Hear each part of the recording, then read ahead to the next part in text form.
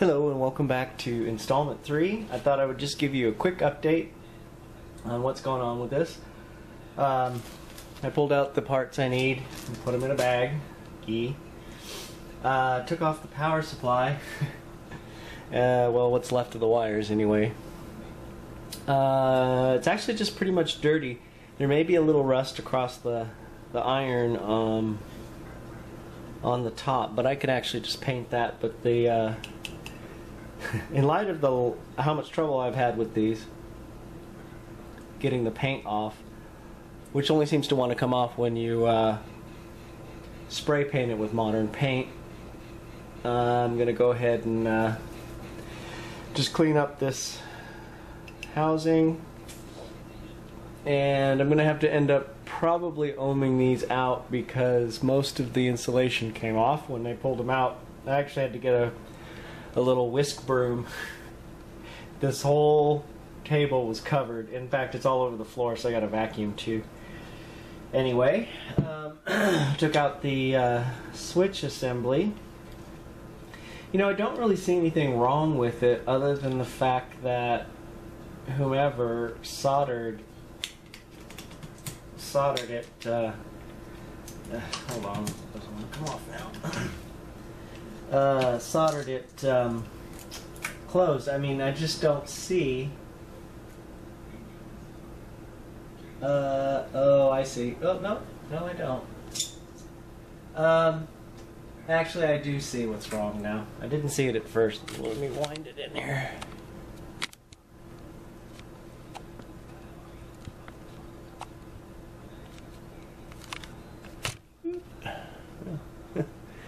If you can see here, these are stuck. Actually, they're very stuck. So I think this explains why this is soldered. I wonder,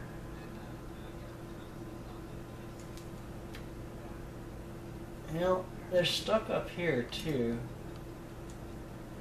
But it doesn't look like he did anything else. This is going to be very interesting when we fire this up the first time. You know, and I got an idea, not the other day, I guess. I could always take, I don't know necessarily if it's compatible per se, but the switch assembly for the 4125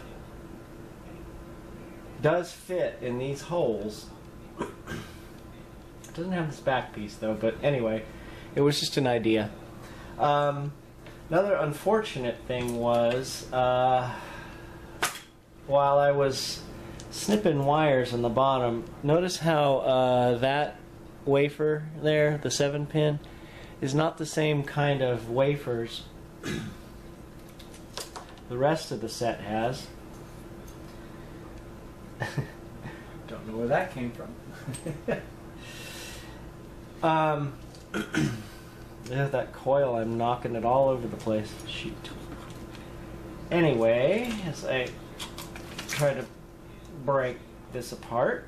Alrighty. When I was snipping the heater wires to replace them,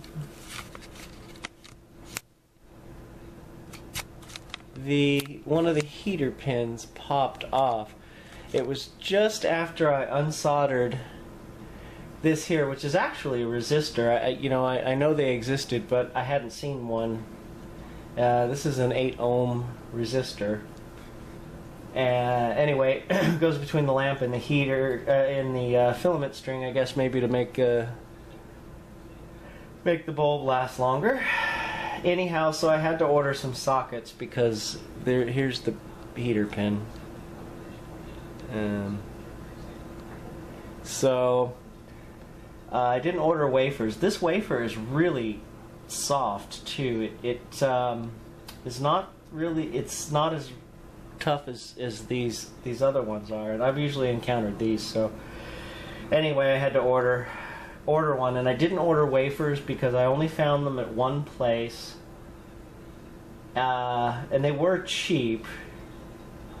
but they kind of wanted you to buy quantity. So I ended up finding some new old stock chassis mount ones on eBay for, I think it was $6.99 with free shipping. So and for two. Anyhow, so I was on the Radio Days website, and they just don't have much of a selection nowadays. I thought I remember they had them, but I guess my understanding is they're kind of getting out of the parts business and more into the decals and reproduction stuff. So anyhow, that's where I am with this. I did get, as I said, I did rewire it. At least the heater strings rewired up to here. And I've now pulled out the power supply, so that gives me a little more room to work in here. As I mentioned, the volume control's got to be replaced. Yeah, and it's just a matter of replacing components. I've tested the resistors. Most of them are okay. I did replace the 51K that's attached across the coil. I don't know if I mentioned that in the last video, but anyway, I did that because this is a 50. The 51K was reading at 77, I think. So that was kind of out of tolerance. And that's about as far as I've gotten. So just wanted to give you guys a quick update. I'm going to go ahead and clean this stuff up. Oh, one other thing I was going to mention. You know, this set does not have a block in it, and it does not have the well, now we would use safety caps, but it did not have the caps from line to ground. So I'm just kind of wondering, I was wondering if I should put some in there, but maybe I'll put it back together first and see what it sounds like. It just seemed weird that they skipped it in this model, because the 3812 had that, and most of the 38 teen number ones did, as far as I know. So I just found that a little interesting. And that's about it for now. So it's a little short one, and I probably won't get back to this again until the weekend, because the only thing I'm going to be doing is working on this, this, and that'll probably take up my tomorrow night. So maybe I'll do a little bit of a video on it. So anyway, thanks for watching, and I'll see you in the next installment.